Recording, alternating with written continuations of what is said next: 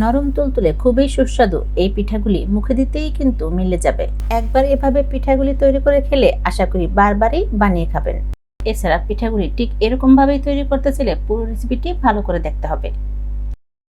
আজকের পিঠার এই রেসিপিটি করার জন্য এখানে মেজারমেন্ট কাপের উঁচু করে 1 কাপ পরিমাণ নিয়েছি চিনি।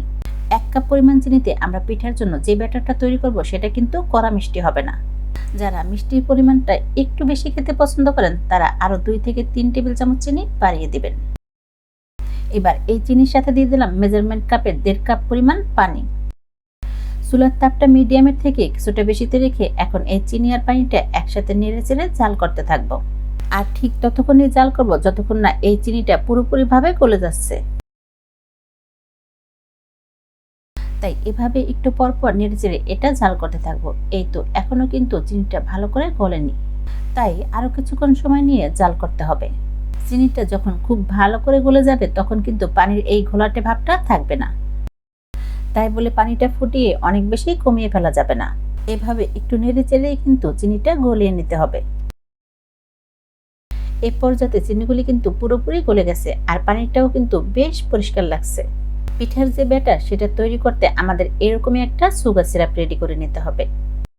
এবার আমি চুলাটা বন্ধ করে দিব আর ব্যাটার তৈরি করার জন্য এই সিরাপটা পুরোপুরি ঠান্ডা করে নেব।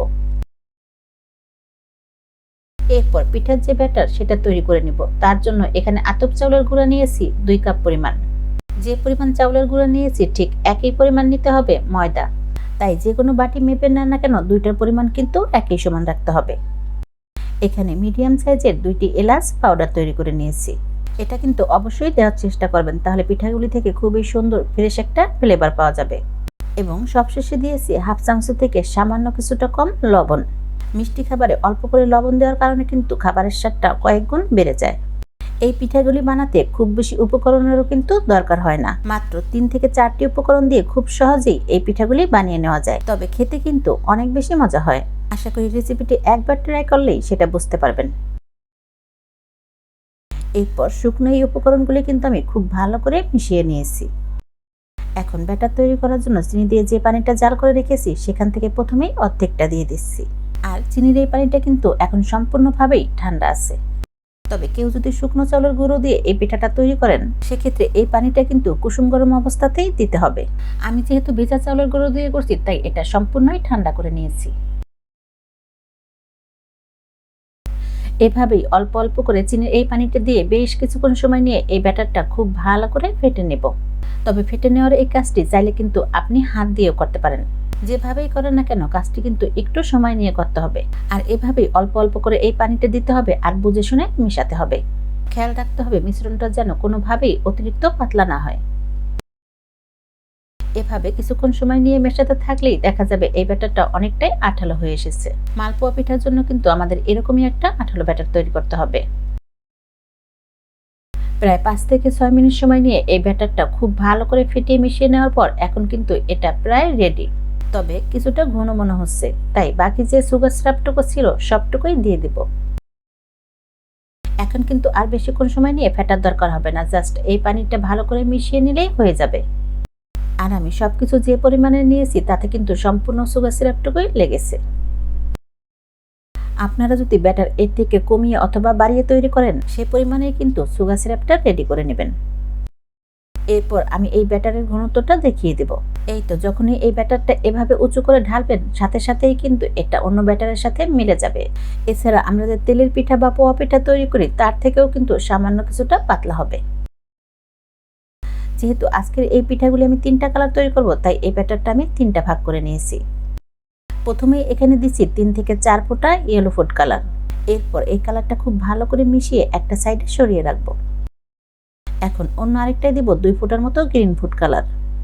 তবে আমি এই যে কালারগুলি ব্যবহার করছি এগুলি না করলেও কিন্তু হয়ে যাবে। কালার মেশানোটা কিন্তু সম্পূর্ণই অপশনাল, কেউ যদি পছন্দ করেন সেক্ষেত্রে করবেন। তবে করতে না চাইলে এই যে প্রথমেই যে ব্যাটারটা রেডি করে রেখেছি এটা দিয়ে পিঠাগুলি বানিয়ে নিলেই হয়ে যাবে। 2টা কালারে আমার মেশানো হয়ে গেছে, এবার পিঠাগুলি বানিয়ে নেওয়ার পালা। পিঠা বানানোর জন্য এই তো প্যানে কিছুটা তেল নিয়েছি, সেই সাথে এই তেলটা কিন্তু মোটামুটি গরম করে নিতে হবে। এরপর পরিমাণ মতো ব্যাটার দিয়ে দিলাম। এখন পিঠাটা নিজে নিজেই হতে থাকবে। ব্যাটারটা ঠিকঠাক ভাবে তৈরি করা হলে পিঠাগুলি হতে কিন্তু কোনো সমস্যা হবে না। এরপর প্রায় 20 থেকে 30 সেকেন্ড পর পিঠার সাইডটা যখন খুবই সুন্দরভাবে হয়ে গেছে, তবে মাঝখানটাতে যাতে কাঁচা থেকে না যায় তাই এভাবে কিছুটা পরিমাণ গরম তেল উপরে দিয়ে দিতে হবে।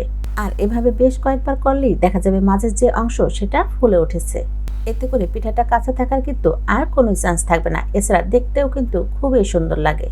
এই তো প্রায় 1 মিনিটের মতো সময়ের মধ্যে একটা পিঠা ভাজা হয়ে গেল। কালার ছাড়া যে ব্যাটারটুকু রেখেছি এবার সেটা দিয়ে ভেজে দেখাচ্ছি। কালার ছাড়া যে পিঠাটা বানানো হবে সেটাও কিন্তু দেখতে এবং খেতে কোনো অংশেই কম হবে না।